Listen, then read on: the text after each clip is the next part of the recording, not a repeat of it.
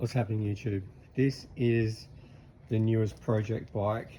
There will be a video coming out very soon on it.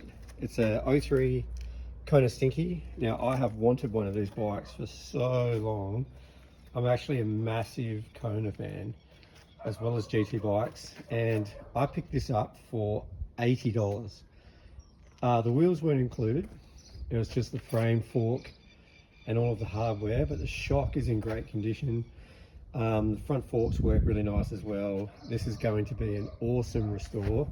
And then I'm going to make a restore video and then a shred video with a couple of other Kona fiend, Kona head mates of mine.